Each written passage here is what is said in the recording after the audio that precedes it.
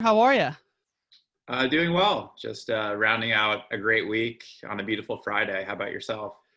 It's been awesome, man. I know you just mentioned you're back in Chicago, so it's good to have you back. I know before you were talking that you were living in Austin, but yeah, Chicago has been incredible this week, weather-wise. Yeah, no, it's like kind of that period of waning opportunity to just really salvage the outdoors. So got to make the most of it for sure. Absolutely. Now you got the Northwestern shirt on. I know that's your alma mater. Let's start at the origin story for you. Where'd you grow up, and what was your experience like as a kid?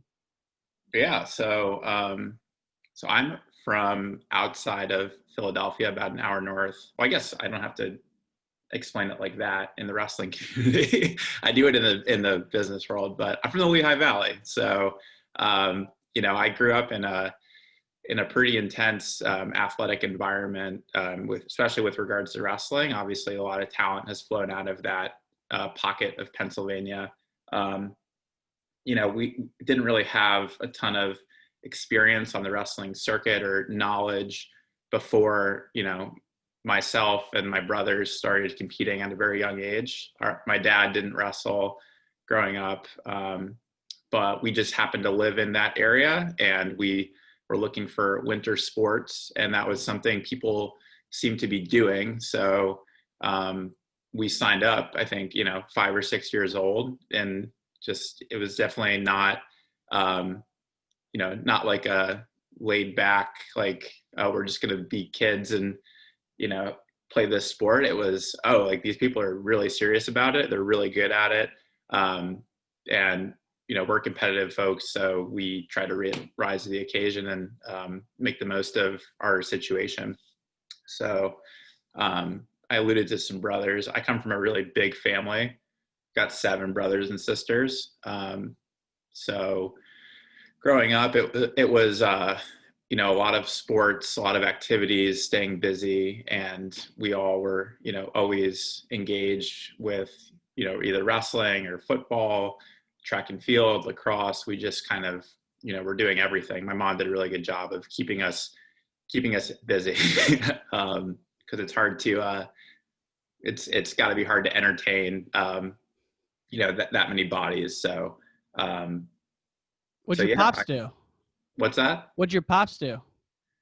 For a living? Yeah. You said your mom was driving you guys around. So was he like a businessman, help like working all the time? Yeah. Or? So my dad has worked in northern New Jersey, just in Paterson, and he's worked for a utilities company for probably 30 years. Um, him and my mom met and grew up in northern New Jersey. So I was born in northern New Jersey, but we moved to the Lehigh Valley probably when I was 5 or 6 years old. Um, so he was commuting, from Pennsylvania to northern New Jersey, which, it's not incredibly far, but if you're doing a 90-minute drive there and back, every day for years on end, like that's got to wear on you. So, but it was a good opportunity for him. He recognized, what he had to do for our family to enable us as kids to have opportunities to try to succeed in whatever it was we were pursuing. So he kind of like, put the team on his back in that regard. And then my mom worked as a nurse for a while before she had kids. And, at the onset, when you have, 5, 6, 7, we ended with 8, but in the early years, she, that's a full-time job. So she was at home with us, which was awesome because, I recognize that it's a very like special situation that not a lot of people get. So Right. to have like that, level of attention and consistent guidance in your life is pretty spectacular. But now she has since kind of gone back into that nursing profession now that we're all older and kind of on our way and doing our own thing. So that's kind of like my background on my folks. And Mike, I got to tell you, man, I know you were a 4-time All-American at heavyweight. I don't see how you wrestled heavyweight. What do you weigh right now? Like 160, 150? I don't understand it. I'm Yeah. like, So did I research the wrong person? Tell me it's the same guy, man. Yeah, so I'm that guy for sure. I was always like a bigger person growing up, relative to kids my age, but I was never heavyweight really. Like I didn't wrestle heavyweight until my junior year of high school. And what happened was I was, like I said, I was on the bigger end, like, I was like 171, 189 size my freshman, sophomore year of high school. My sophomore year, I got hurt. I had shoulder surgery, and I put on a lot of size for a lot of reasons. One, because I was probably just depressed from shoulder surgery and just eating a ton of food. The second was, I played football as well, and that was a route that I was pretty interested in pursuing for college, quite honestly. And, football is a sport where, numbers, speed, size, height, all that kind of stuff, like really sort of dictates, the types of looks and opportunities you're going to get from a college perspective. So I was super focused on like getting big for football. In my junior year, I was in like the 215, 220 range. The situation was, from a wrestling perspective, my older brother, who wrestled at Bucknell, he was a year ahead of me in school, and he was a senior, and he had wrestled 215, since freshman year. So that was like and he was doing really well. So like that was his weight class essentially. And it's like, I'm not going to like wrestle Joe off for 215, like just because I'm 220. And I don't really want to lose weight to wrestle 189 because I did that last year and I got hurt. So why don't I try heavyweight? Like it was really kind of like a snap decision. It was like, this kind of is the situation. And like, I guess I'll do that. I never really posited myself as like a fat dude who doesn't know how to shoot, but like, I guess I'm going to be in that category this year. And I remember my first tournament at heavyweight, I was wrestling at the Beast of the East in Newark, Delaware. And I took a shot, and the guy like didn't move. Like he didn't sprawl. He didn't do anything. Like he just kind of stood there, and probably was like, what the hell just happened? And I just picked his leg up, and he fell. Like as I was picking his leg up, he was starting to fall over. I didn't even have to like think about finishing. And I was like, wow, okay, this could be something. Like I kind of like, this is a good route. I ended up like doing decently well that year at the Beast of the East. Ended up going through that year and winning the prep national tournament. And that like, I was always good, but I wasn't like number one in the country until, or like getting like, a lot of really good looks until after I won prep nationals my junior year at the heavyweight. So that was like, wow, okay, like that was like kind of easy. And I was a 3-sport athlete. So I wasn't like fully focused on wrestling at the time. It's like, wow, like if I really focus and if I really, put everything into this, like I could probably be pretty good in this weight class. And that was kind of like the sort of catalyst and shift in mentality to like, I'm going to be really good in this weight class. And how did your actions change after that? Or how did your routine change after that turning point? Yeah, so I think it's a good question. So for me, it was always, I played 3 sports, like I said. So I was always like, wrestling is November to March. Mm-hmm. And like, it's a hard sport, super hard, and for a variety of reasons. And once I hit March, like I'm done, like I'm unplugging. I don't have to think about it until next November because I want to play lacrosse and that's fun, or I want to, think about football. It's outside, like all that kind of stuff. So my mentality really shifted to that when I recognized like I was going to wrestle in college and like that's what I was going to do. So after I made that decision in October of my senior year of high school, that was like, okay, now I'm a wrestler. Like that's my vision. Like that's my path indefinitely. Like that's where my focus is going to be towards, and that's where I'm going to put my energy and efforts. I love hearing about those turning point moments. And, if you're ready for them, and you have the vision, it can really be something that changes your life. And obviously it sounds like that was the case for you. Before we go on to college, tell me about Wyoming Seminary, because I don't know a ton about that school. And when I was coming up, Blair was really the powerhouse, and of course they still are. But what's the culture like there, and why are they so successful still? And was that Yeah, the case when you were there? that's a great question, and it's something I really enjoy talking about. Um, so I was in the same boat as you. I don't know how or when you, like, how old you are and when you were growing I'm up, but 31. I'm 31. okay, cool. So I'm 28. And I, growing up in that area, um, yeah, Blair was the incumbent. Like, they were the gold standard. And from our perspective as a family and just being in the community of wrestling, it was always, if you go to Blair, like, you're on the best team, so you're gonna get the best exposure. It's a private school, so it probably has strong academics, and you're gonna have that coupling of really important criteria that help propel you to that next level if you want to be, a high achieving student athlete at the college level. So that was always like kind of what we were driving towards. Like, we all wanted to go to Blair because if you're the guy at Blair, your opportunities, we had seen the proof points over and over again, like, your opportunities are great. So we were really driving towards that. And growing up, Blairstown was an hour drive from my house in Easton.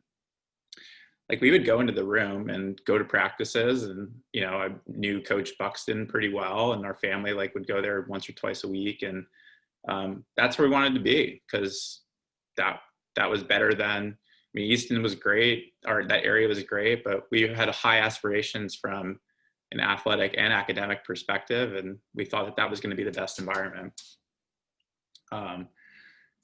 Challenge is, like, there's only so many spots at Blair, and there's only so much that a financial aid department can do.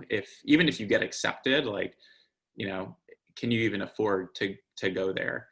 And that was sort of like the crossroads we hit as a family, just given, I have a large family, like, we're modest from a socioeconomic perspective. And we just didn't have the ability to set that precedent of, hey, we'll spend $20K per kid, like, to go to private school. Like, we just couldn't do that. Mm-hmm. So it's kind of challenging, because that was just like a reality that we hit at that point in time. The interesting thing about SEM was, I didn't know anything about it. Nobody knew anything about it. I had never been to Northeastern Pennsylvania. I didn't get it. They were pretty much nothing before we got there. And I don't want to say that it's like a causality of, oh, we got there and then they got good. They had been, like, kind of slowly improving, but they weren't, they were like a top 30 national preps team, which Mm-hmm. I don't know how much you know about national preps. Like, that's not really great and not really noteworthy. But they were making some steady improvement, and the real catalyst to kind of make a concerted effort to build a program was this guy named John Gordon, who was the dean of Wyoming Seminary, and he was the head wrestling coach. And his son Nicky was someone who their family was a family we met through kind of like the youth circuit and the club circuit growing up.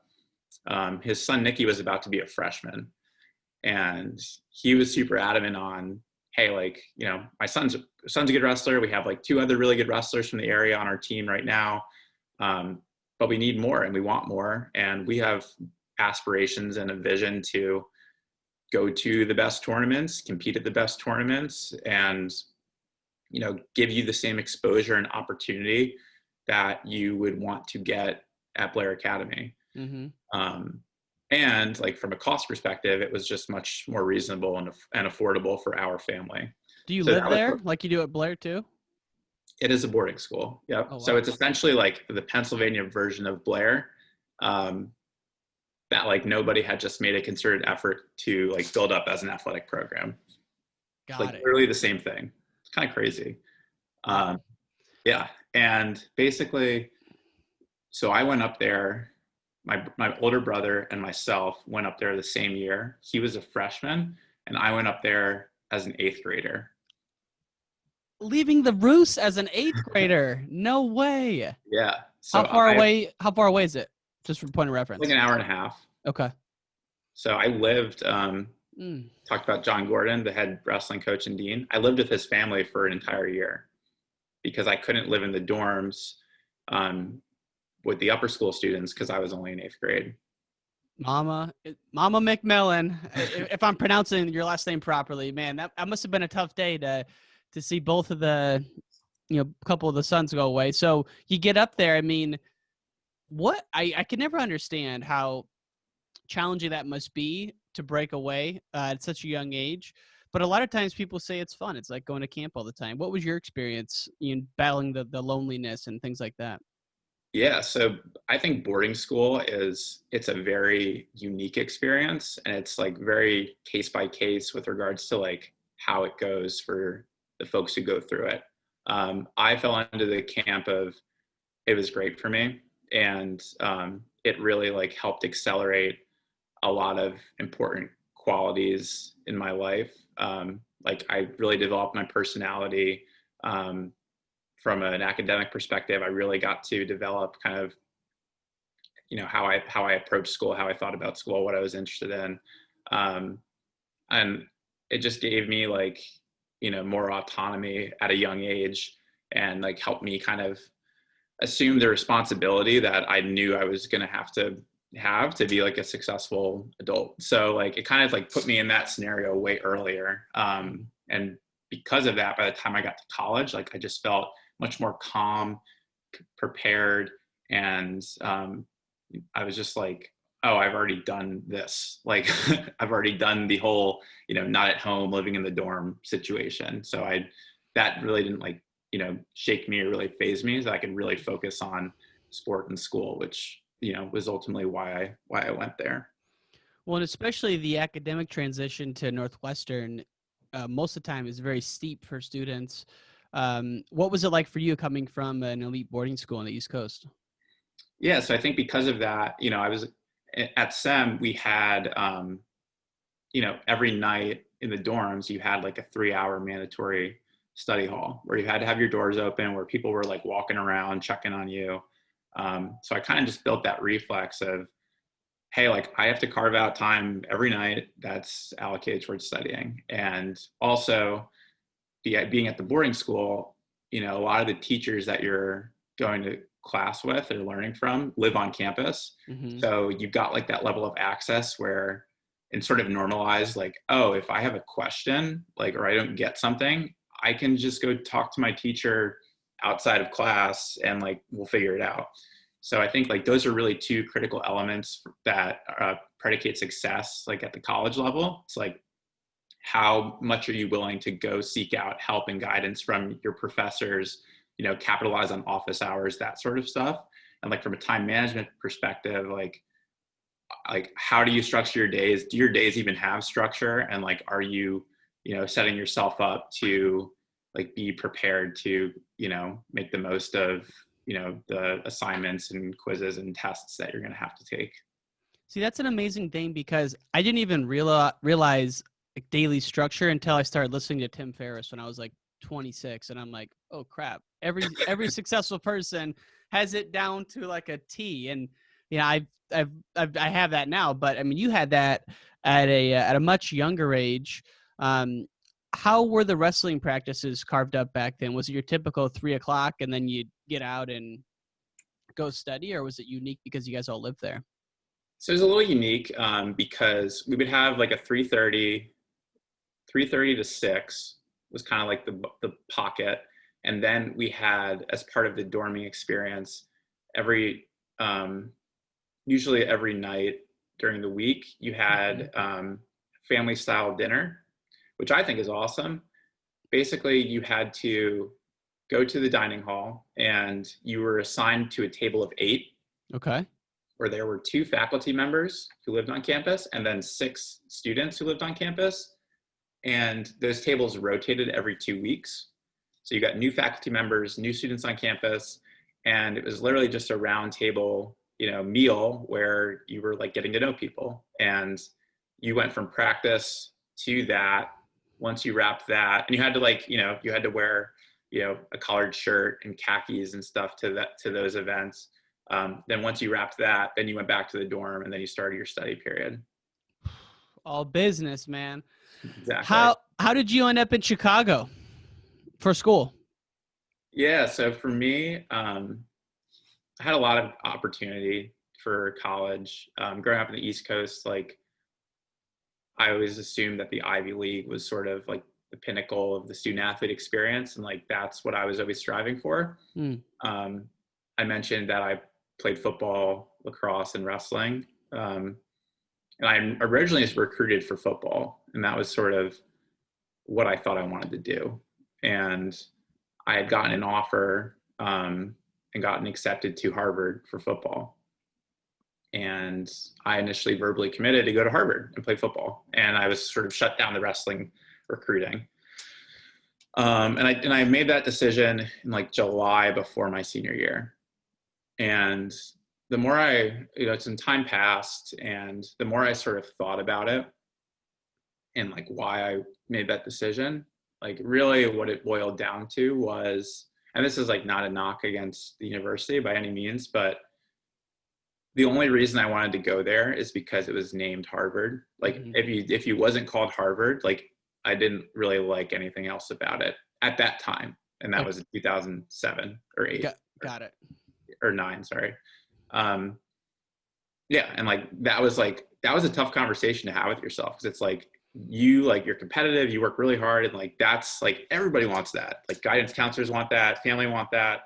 You tell your aunts, uncles, whoever, like, hey, I don't think I want to go to that one. They're like, are you out of your mind? Like, what is wrong with you? Like, that's literally a gold ticket to the world. Like, why would you ever turn that down? And it just didn't feel right. Especially after you commit, because you don't seem like a guy who makes decisions hastily. You seem like a very rational guy. You're really thinking it through. And we'll get to what you do now with some of the private equity stuff and why I say that. But, I mean, for you to make a decision and go back on it, talk about the conversations you had with yourself throughout that process. I think it was just like, I was just trying to be really honest with myself. And it's hard because you have all these external pressures and voices that are saying, oh, like, why are you even still thinking about other options? Like, you got Harvard, like, just do that. That's the right choice. And it obviously has been the right choice for a lot of people. And there's nothing, like, it is still a great institution, but at that point in my life and what I wanted out of my experience, it just wasn't the right choice for me.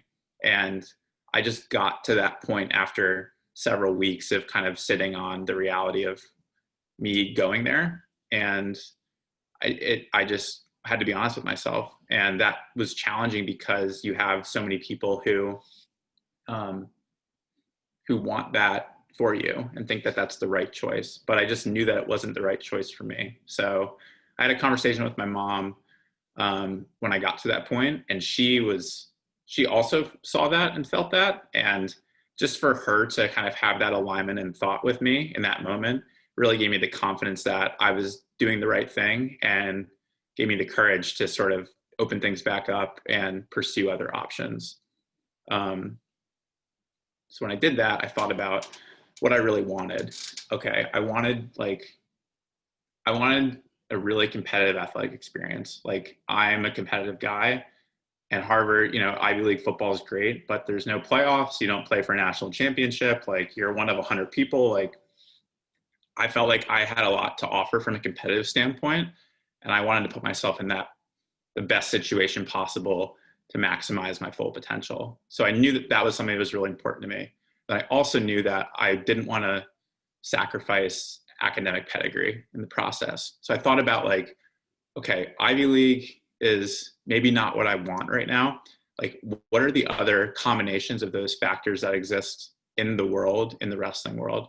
And it really boiled down, from my perspective, to Northwestern and Stanford. Yep. And those are like the two programs that I reached out to their coaches and sent them an email and said, hey, like, I am interested. If you are recruiting, like, would love to talk and like see if there's a good mutual fit.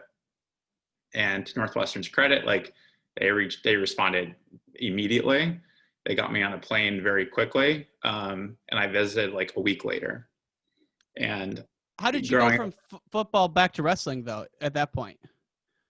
So I think it was kind of what I was speaking to about my individual goals. Mm-hmm. Like I knew I was good at wrestling. I knew I could be really good at wrestling.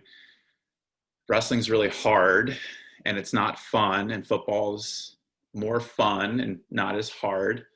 So that's why I really, at that point in my life, I was like, oh, I'm just going to do that because I can still get a pretty good education doing that. But there's a voice in the back of my head that was just like, dude, you've got something here. Like you shouldn't just, I know it's going to suck and like, it's not going to be fun, but like you could be really good at it. And like, you owe it to yourself to test yourself and see if that's true. And that was challenging as well. To knowingly like put yourself in the harder path and the harder route. But I knew I was going to be better from it if I ultimately opted for that experience. So yeah, I came out here. I'd never been on a plane really. I'd never been in a different time zone. So it was all very new. And I kind of wanted that. I wanted like an opportunity to really create an identity for myself in a new area, with no preconceived notions of who I am, and just let my competency and ability kind of take over and dictate how I was gonna be seen. So that's like what really drove my desire to go somewhere not close to my house. Mm-hmm. Man, it's amazing because you went on to be 4-time All-American at heavyweight, and you were the number one wrestler in the country at your weight class as a senior. So I guess that as you get to the upper weights, it's not as big of a surprise to see guys deciding between football and wrestling. But just to think that, if one way could have gone Harvard and football, and the other way you're wrestling in the Big Ten, you're All-American every year. It's just incredible how different life can be just based on small choices. I talk about that with my girlfriend all the time. It's like, I don't know what kind of person I'd be if I went a different route. And I'm really happy that the route I took was the one that, the Northwestern one, because at the end of the day, like I've gotten to where I think I wanted to get to anyway. So like it all has kind of worked out. Yeah. Now I'm embarrassed I don't know this. Who was the head coach at Northwestern when you were there? So when I got recruited there, it was Tim Szewski, who had been there for like 20 years. And then after I committed, there was the associate head coach at the time was Drew Pariano. And then there was an announcement like maybe a month or two after I committed that Tim and Drew were going to like essentially flip. So I like, because of that, like it didn't really matter. Like it's still continuity and leadership, like still the same people in the room. So he was the coach for my 5 years when I went through college, as was current head coach Matt Storniolo was the assistant, one of the assistants when I was going through as well. Got it. Now for a while there, a couple of years, even recently, they've been battling with Illinois to be the number one team in the state, and Northwestern's a great program. And obviously, the Midlands is something my parents took me to. My mom really took me to ever since I was a young kid. So, have fond memories of that gym, and I'm sure you do as well. I do want to hit on, before we get to your current situation, the time you spent at PA, University of Pennsylvania, that is. Mm-hmm. What sticks out to you there? Is any big learnings or any big, I don't want to say life lessons, but things you took away from that experience? It's a great question. A lot. Basically, Northwestern was great. Like I obviously had a great experience. I'm very close with, a lot of people in the athletic department. I have a very great relationship with Matt Storniolo today. I know a lot of guys on the team today. Like I'm involved in like mentorship programs with the university, like love Northwestern. I have the shirt on, like huge Purple fan. I finished college and I recognized that I wanted to be in a situation where I could continue my education, but also kind of stay involved with the sport of wrestling. Mm-hmm. And I wanted kind of at that point in my life, I was like, I kind of want to get, from a master's perspective, like I would like to go to the Ivy League because, being from the East Coast and like I considered it early on, like I felt, that would be just a good kind of compare situations and understand kind of, it would just help me kind of continue along my path and what my goals were. So there's a really great opportunity that popped up. Penn was looking for an assistant coach, and I had gotten accepted into one of their graduate programs as well. I, love Philadelphia, from Pennsylvania.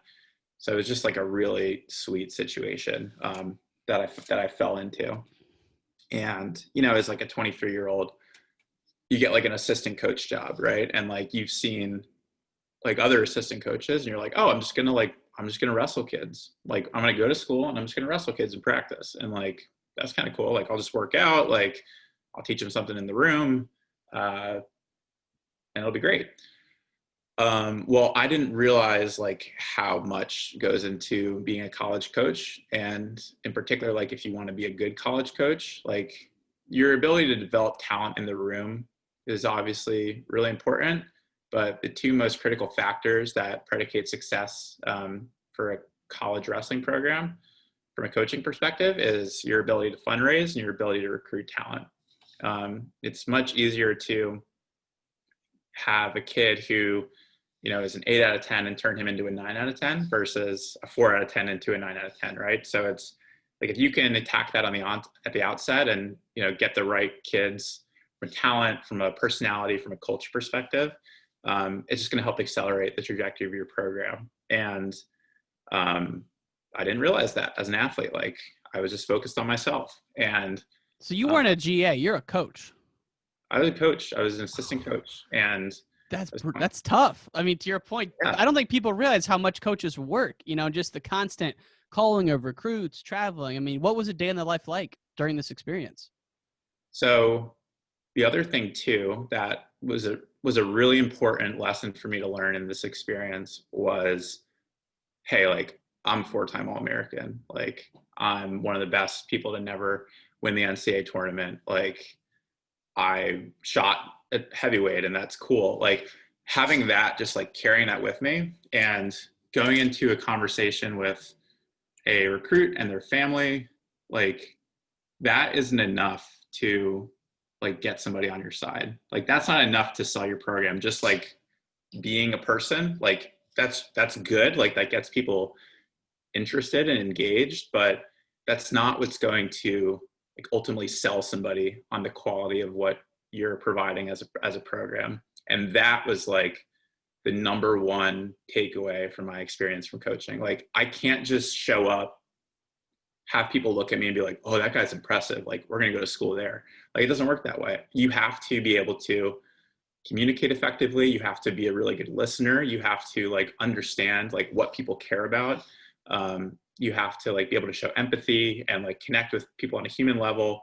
And those are all things that I have in me, but I never tapped into them because I was so focused on my own personal development, my own personal goals. Like it was very, very much like blinders on, like, let's get Mike to the top. So like I recognized that and was like, oh shit, like we're losing recruiting battles to Princeton and Harvard and Stanford and whatever, like, but like they don't have as good like accolade coaches as like we do. Like what the hell? So it's like, okay, well I gotta do more. Like I gotta call people more. I gotta have conversations. I gotta like communicate. And it really like evoked that out of me, which enabled me to be a better suited like professional candidate for future job opportunities, and just give me a better sense of kind of how the world works, quite honestly. So that like having that level of responsibility at that young age and recognizing what works and what doesn't work, that has really helped me accelerate my development as a professional and just as a human being. So just the humility that goes along with any type of sales related job where you're putting yourself out there hoping to get something and it doesn't always come back. It's just it's an experience that a lot of people probably don't have, but like you said, you learn far more than you think you do with something like that. How would you compare the Ivy League experience to the Big Ten experience? Um, it's different. I mean, they're challenging in different ways. I think that it's just, the Big Ten experience is, I don't want to make it seem like it's all glamour, because it's certainly not. Like, wrestling is not a glamour sport, but you go and wrestle Minnesota and they've got a couple thousand fans. You go and wrestle Iowa, they've got thousands of fans. You're taking planes places, and you got all your swag, and your athletic departments are like really focused on athletics because they're really competitive in football and basketball. And the Ivy League is just that's just not the mentality from an athletic perspective. It's like, hey, we offer a lot of these sports, and sports are important to like the fabric of our institution, but at the end of the day, like we're about academics, and like there's nothing glamorous about like driving a van to wrestle Ryder, to wrestle Princeton, or like driving a van out to Bucknell, like, or taking kids to the Franklin and Marshall Open. Like, it's just not as, it's a little more, I think it's a little bit more like a gritty college wrestling experience, quite honestly, because you don't get like as accustomed to like, flying and all that kind of stuff. So, it's still challenging. It's just a little different mentality, but there's still really talented kids who opt for that route, and kind of circumvent the grind that is the Big Ten, and can kind of surprise folks at the end of the year because, their schedule and experience has been a little bit different, and the visibility is a little different. So it does sound like a lot of, like you said, kind of gritty road trips across the East Coast, traversing the winter months. Yeah.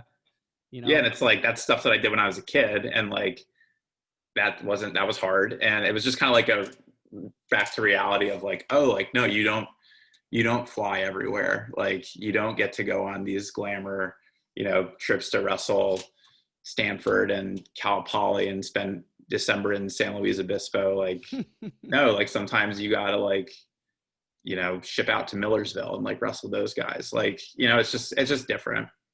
It's cool to see Princeton doing their thing right now. I mean, they've been putting together a vicious schedule. And so of course there's, wrestling's great in the Ivy League, and it seems to only be getting better.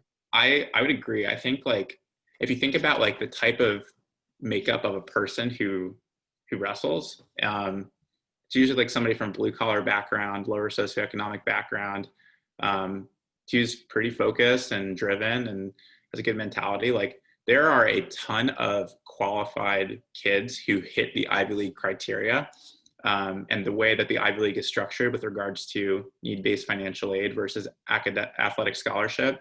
From a recruiting perspective, like if you can identify those kids early on and kind of find them, you can get a lot of really quality talent like that. Other schools like can't compete on from a scholarship perspective, if you do your work. And it's just a matter of like finding and doing the work and like getting the transcripts and getting on the phones. And there's a ton of great candidates, and Ivy League programs can be really good. It's just, you just got to find the kids. That's what it comes down to.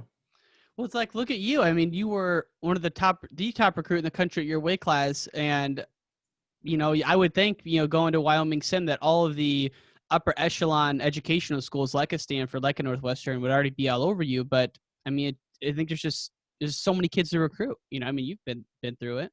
Yeah, no, it's, if you're a kid, you have to be an advocate for yourself, and you have to like, it would be nice if everybody called you, but there's, like you said, there's a lot of kids in the world, and there's only so many, there's 3 or 4 coaches that, they have 50 other things that they're trying to figure out. Just help them out a little bit, Yeah. show that you're interested. And there's nothing like, you shouldn't be like ashamed or like you like a hit to your confidence or like quality of your recruiting profile if you have to like reach out to somebody. Like if you're like are waiting, if you've gotten like 7 calls and you're like waiting for that one call because you really want to go to whatever, like just freaking just reach out to those people. And that's something that, you know, as a kid, it's hard to wrap your head around that. But if like the kids and the parents and the coaches can all be aligned and like recognize that's the reality of the situation, like it can just make things a lot easier for everybody. I am a firm believer that the ability to cold prospect someone, mostly by email, but also by phone, but if you can put together a solid email, you can get in touch with some incredible people in the world. It's just amazing the amount of people that you can get responses from if you do it right. Yeah, no, I would agree. I think I think it's just very personal when you put yourself out there and you don't hear back, and people are just, you know, scared of rejection, and like that's totally normal. It's like an innate human trait, but once you get a little callous to it and feel it a little bit, you realize it's not the end of the world, and that like life moves on and you wake up the next day. And yeah, it's just hard for people to kind of get over that hump. For sure. Now, I know we're winding down here. Share with the listeners what you do now for a day job. Yeah, so I work for a private equity firm, and I'm a technology investor. So basically, I'm spending my days looking at software businesses, you know, tech-enabled businesses, and trying to understand if they're compelling opportunities and whether or not we want to make investments in these opportunities. And it's pretty awesome. It's funny. Like I think about the key factors for success working in private equity or working in investing, whether it's venture capital or growth equity, private equity. I think about like the key factors that you need to have to like be successful in those industries, and like what you need to be successful as like a college wrestling coach. And it's actually pretty similar when you think about it. Like the way these firms work is like, you know, okay, I'm a firm. I've raised $1 billion. I've got $1 billion to spend, and I need to find the best companies possible to invest in. If you're a college wrestling program, like I have 9 scholarships. Like I got to maximize these 9 scholarships with the best possible talent that's out there. Okay, like I got to go find those people. If you're a private equity firm, you found a great company. It's an awesome company. It's growing 100% year over year. It's got like really good margins, whatever. A lot of customers, but 30 other private equity firms have also found it, right? And like the company only is going to choose one of you. They're only going to take the capital from one firm. If you're a really hot wrestling recruit and you've won the Ironman, you're ranked top 5 in the country, whatever, you're a heavyweight, those are really rare. Chances are like you got 30 scholarship offers, right? And like you can only choose one of them. And scholarships are money, investments are money. So then it really boils down to, okay, if I'm a business, I'm going to get an investment regardless. If I'm an athlete, like I'm going to get a scholarship regardless. Like I'm going to get the money. What else am I going to get that is going to be differentiated beyond like the pure dollars that I've earned through my business or through my athletic success? So that's where it really comes down to, like, if you're a firm, like how can you differentiate yourself from other firms in the process to win that business? And if you're a program, like what do you offer that's different beyond just like saying we'll give you a full ride, right? Mm-hmm. And that's where it boils down to, like, have you spent the time building a relationship with that, you know, prospect over X amount of years? You know, do you know like their coach? Do you know, like, you know, the fabric of the community that they've come up in? Like, do you really understand that person? Like, do they feel like they connect with you? And do they feel like you're the person who's going to help them on the trajectory to where they want to get to in life? You know, what beyond the scholarship, Are you going to provide them with tools to be academically successful? Like, do you have advisors? Do you have counselors? All that kind of stuff. From a professional development perspective, like, how do you guys think about that? Do you care about that? What does your network look like? Are people post wrestling doing great things in life that you want to do? Can you talk to those people? Like, are they going to help you kind of along that path? All that kind of stuff. Wow. And same thing if you're a business, like, okay, like if I take an investment from you guys, like maybe I want to IPO in 5 years and I want to still be on the same growth trajectory that I'm on today. Like, are you guys going to help me better operationalize my business? Are you going to help me develop new products? Are you going to help me meet other CEOs in your portfolio so I can become a better leader and, organically help my business grow more? So it's all that kind of stuff of what else can I offer beyond just the dollars and the investment? And I think like that, that parallel is pretty interesting. And I'm probably the only person in the world who has that perspective. But I think it's very similar. And that's why I get really excited about being in the industry I'm in, because I know at the end of the day, like those skills that I developed at a young age as a coach, eventually are going to really come back and help me as an investor, like better differentiate myself in competitive processes with great businesses and, give myself an opportunity to win that for whatever firm I work for. So we have great investments in our portfolio. Wow. That, to your point, I've never heard of it. I thought you were going to answer one way and you went a whole other way, and it was awesome. And I never thought about it the way you just said it, but think about the college coaches who have had some business experience beforehand. How much of an advantage would that be? I mean, like a Sean Bourmet who ran a business for 10 years or 12 years. I just think about those coaches who, I mean, because it's so fundraising based, it would be a tremendous advantage. Just like I'm sure it's a big advantage for the fact that you were a collegiate coach before you became, a private equity investor. Yeah, no, I think totally, because, there are programs and like your love for the sport really matters. And like I said earlier, your ability to teach technique in the room, like really matters.